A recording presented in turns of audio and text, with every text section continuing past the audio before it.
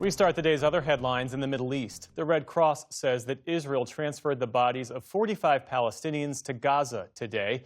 It comes after Hamas handed over the remains of 3 Israeli hostages a day earlier.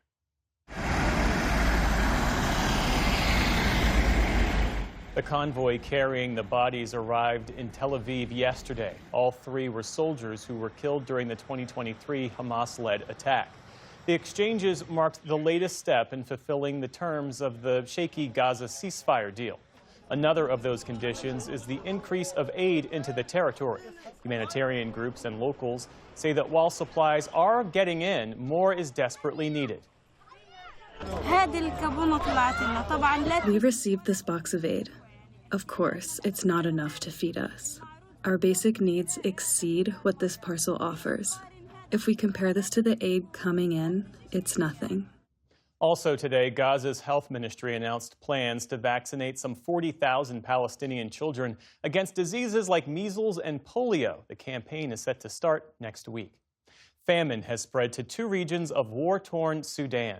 The Integrated Food Security Phase classification, that's the leading international authority on hunger crises, says El Fasher and the town of Kadugli are experiencing starvation, extremely high levels of malnutrition, and death. The group says 20 other areas are also at risk. Meantime, relief workers in northern Sudan are preparing for an influx of displaced people after El Fasher fell to RSF paramilitary fighters last week. A U.S. envoy tells the Associated Press that a truce is being negotiated in the hopes of ending the violence. What happened at El Fasher in the last 10 days is extremely sad. And it's a city that had been under siege anyway for the last year and a half. Our teams, our respective teams, are working with both sides separately in an effort to finalize the details of this humanitarian truce. The UN says more than 40,000 people have been killed since fighting started in 2023 between Sudan's military and the RSF. But aid groups say the real number could be much higher. Nigerian officials are pushing back against any U.S. military operation in the country after President Trump suggested troops may go in, as he put it, guns a-blazing. A government spokesperson said such talk is aimed at forcing a conversation about violence in the West African nation. They're killing record numbers of Christians in Nigeria. Speaking to reporters on Air Force One last night, the president reiterated his claim that the Nigerian government allows the persecution of Christians, which the government there denies. In the Italian capital of Rome, part of a medieval tower collapsed today, trapping 1 worker inside and seriously injuring another. Firefighters were trying to rescue workers through a window after an initial collapse when the structure gave way again.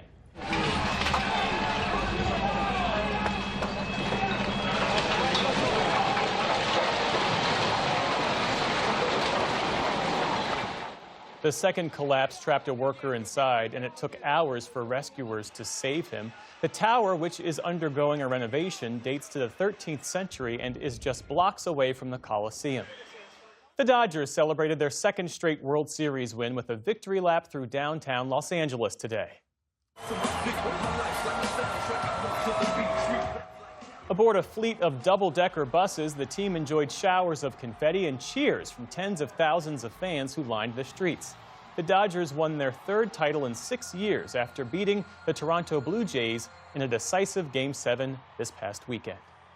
Consumer goods giant Kimberly-Clark is buying Tylenol maker Kenvue in a deal worth about $48 billion. The pain reliever has been in the spotlight recently amid unproven claims by President Trump and Health Secretary Robert F. Kennedy Jr. that Tylenol is linked to autism. Shares of Kimberly-Clark fell more than 14% today.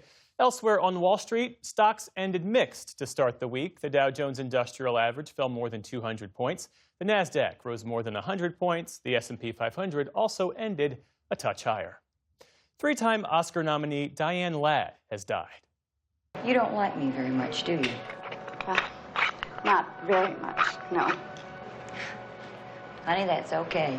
I've been dumped on by kings in my time. Ladd was known for roles in Martin Scorsese's Alice Doesn't Live Here Anymore and David Lynch's Wild at Heart. She also appeared in films like Chinatown and Primary Colors, along with many TV appearances over her 6-decade career. Ladd's passing was announced today by her daughter, Oscar-winning actress Laura Dern, who called her a profound gift of a mother. Diane Ladd passed away at her home in California. She was 89 years old. And Seti Warren, the director of Harvard's Institute of Politics, has died. He was the first popularly elected black mayor in Massachusetts history, leading the city of Newton from 2010 to 2018. An Iraq War veteran, he later ran for U.S. Senate and governor of Massachusetts. Harvard remembered Warren as a visionary and tireless leader. He passed away suddenly at his home in Newton. He was 55 years old. Still to come on the NewsHour, Israel responds to a leaked video that allegedly shows abuse of a Palestinian detainee. Tamara Keith and Amy Walter break down the latest on the ongoing government shutdown. And an in-studio performance by Americana artist S.G. Goodman. This is the PBS NewsHour from the David M. Rubenstein studio at WETA in Washington, and in the West from the Walter Cronkite School of Journalism at Arizona State University.